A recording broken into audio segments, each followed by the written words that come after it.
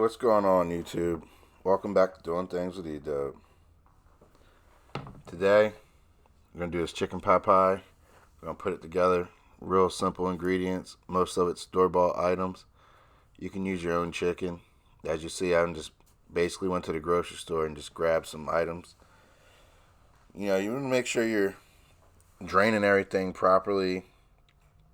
Making sure you don't have too much excess water left over, because once you start putting everything together and once you actually add the chicken pot pie and your moisture from your potatoes, your carrots, your greens, and then your chicken stock, that all could lead to the pot pie actually turning into mush.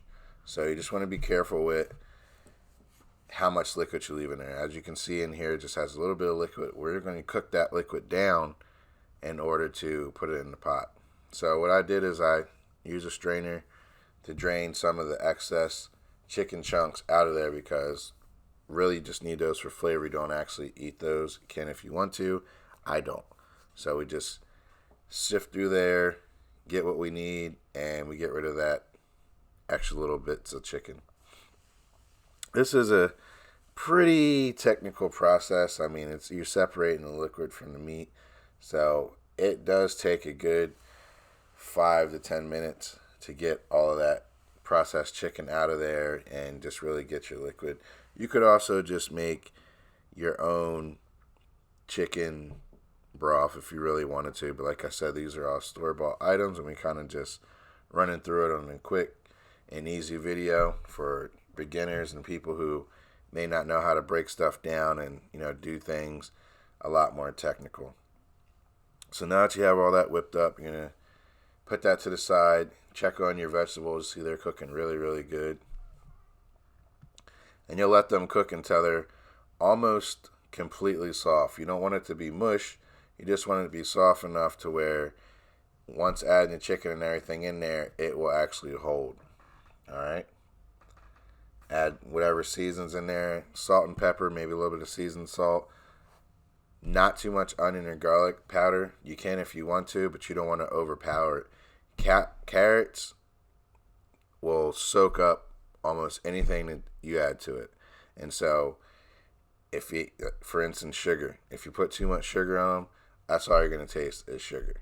So just be careful when you're doing that. Salt and pepper, seasoned salt, it's really a good go-to for this kind of thing.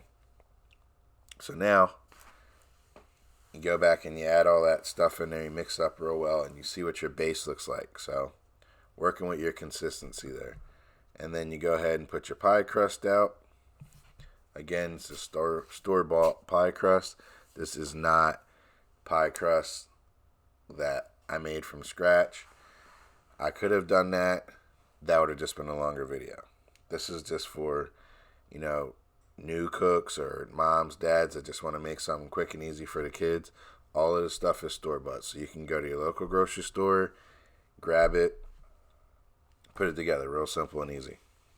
So as you can see, we're taking the crust and panning it out nice and easy. And this is where I was talking about that liquid. You don't want to have a lot of liquid, because that's going to basically deteriorate the bottom of that pie crust. So you can see where it's a little bit thick. It almost looks like it's a paste, but it's still loose enough to where you can move it around.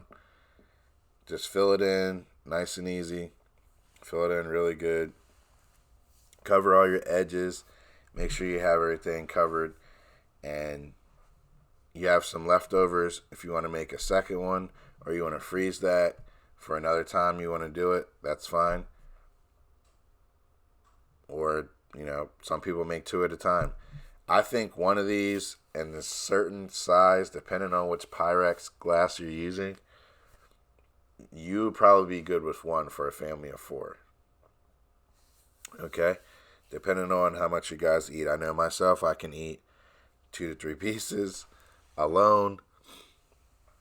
So I usually make 2. But for the video purposes, we're only going to make 1. As you can see, she's taking the crust and kind of tucking it and marrying it together so that when it cooks, it's not going to be bubbling off to the side. It's not going to be spewing out of the pan, onto whatever you have the pan sitting in your oven on. I usually use the baking sheet.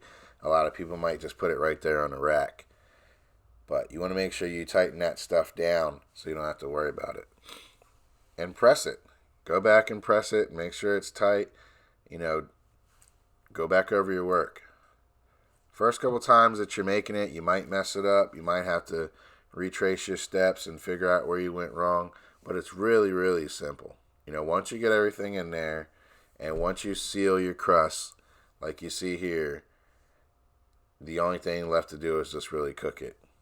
And you're going to bake it for a good 45 to 50 minutes.